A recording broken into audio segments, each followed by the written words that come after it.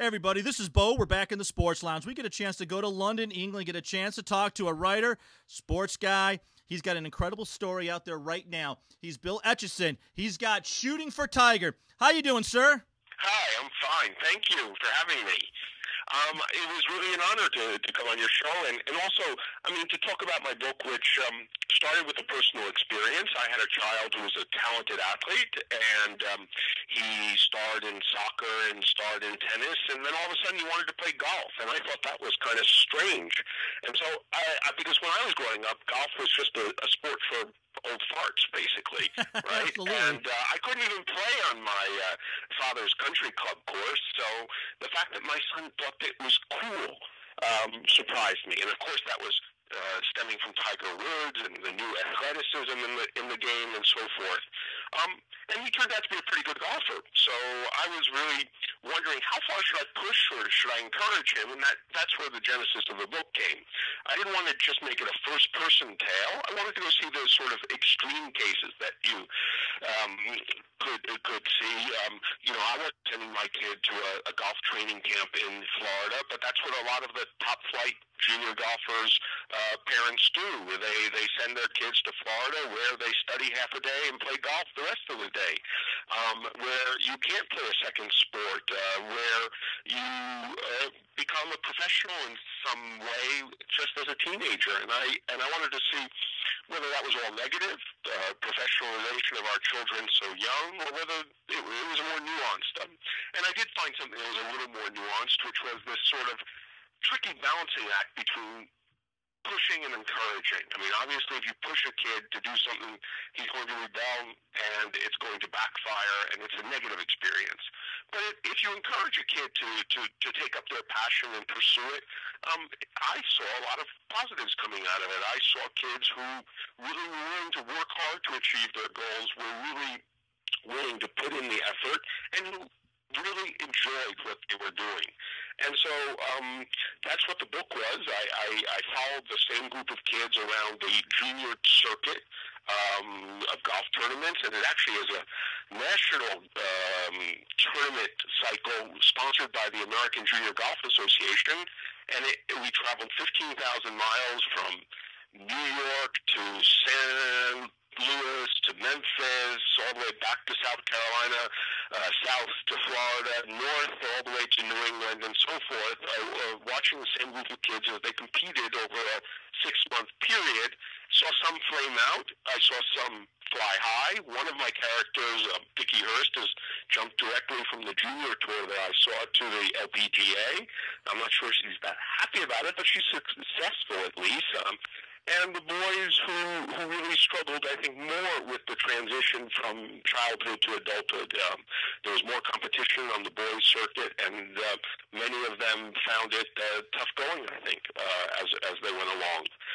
There were kids who had famous fathers, like the Lenville daughters, and they did pretty poorly the year I was there.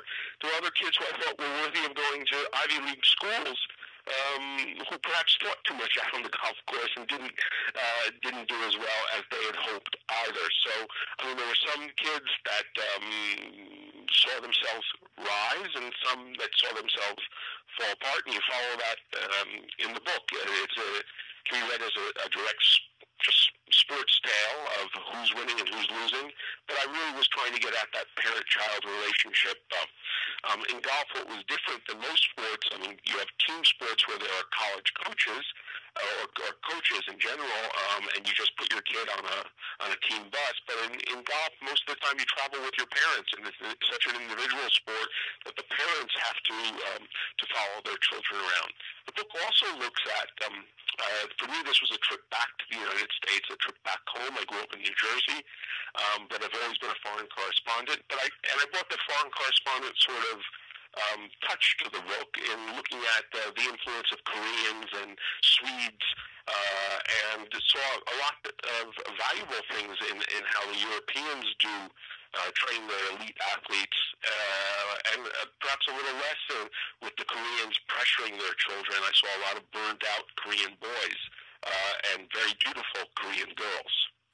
Yeah, and I think that your book is hitting home. I think the conversation that we've had for the last several years have been talking about, are we pushing our kids too much?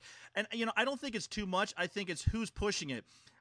You look at Tiger and it's Woods. a different balancing act for each parent and child. Some kids need to be encouraged more, pushed a little bit to achieve. I remember talking to Ivan Lendl, and he was, he's a taskmaster. I thought behind that sort of stern demeanor, he was very encouraging to his daughters who were really struggling during the junior golf season that I watched. I mean, Isabel Lendl couldn't hit a ball straight for many tournaments, and he said, I understand this. I went through a slump too. At the same time, he would encourage his kids to get out there at 7 o'clock, start hitting balls. Absolutely. And it hits home for a lot of us who have watched and said, I don't want to be that dad, I want to be that dad. And Tiger Woods and his father had a very good relationship. And you look at that and you go, that's the type of father you want to be, is to watch your child succeed by being that guy.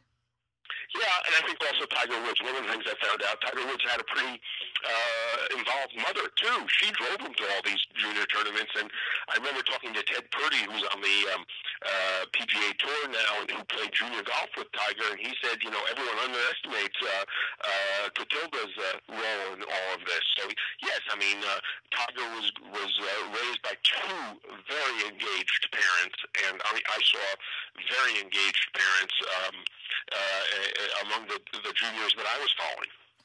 And that speaks so much to the sport and how well the sport is being portrayed. I mean, Tiger Woods, I think, in everybody's eyes, but I think some of the advice he has given other golfers is learn how to win, because there is a certain mentality to winning, and it looks like some of the people are actually listening, like Vicky. Yeah, I think that Tiger is definitely a model for my own child, for many of the kids that I was watching. They saw him bring, as we spoke, a new athleticism to what looked like a stage sport. They saw him bring new colors to the sport. But, strangely enough, I didn't see many other, or I saw almost no other African Americans in the elite junior golf tour, and most of the minorities would be Asian. So, I mean, Tiger's had a dramatic influence, but it hasn't totally revolutionized a sport that still requires a lot of money and parental involvement in order for the children to achieve. Many of the parents I saw were spending, I'd say, upwards of $100,000 a year to train their kids to become golfers. And we talk about people spending money for football. For these golf academies, and I know traveling around was $25, $30, and then we're not talking about country club memberships or outside lessons or whatever. It's $250 a pop for each tournament. Well, I want to say thank you so much. We told you we'd keep in a certain timetable. You've been wonderful to have. And last thing is, how do you go from being business to golf? That's awesome. Well, I mean, it's a larger story. I've always liked to, golf. Or my previous book was about wine. I always liked looking at the fun things in life and try to find some sort of, just enjoy them. I mean, what other profession do you get paid to go around playing golf with your child, right? And that's a little bit of what I did in researching this book. And the previous one was about wine in Bordeaux, so I lived 6 months in Bordeaux and got to drink some great wines. It's not a bad profession still, writing books. You get to try a lot of stuff out. Yep, definitely. Hey, guys, that was Bill Echikson from Shooting for Tiger. His book is everywhere. A lot of golfing fans are picking it up. We know a lot of hosts are picking up and reading it. It's a wonderful read. It's getting a lot of good reviews. You guys need to check it out on Amazon.com. Thank you so much, Bill. Thank you. Bye. Bye. We're off air.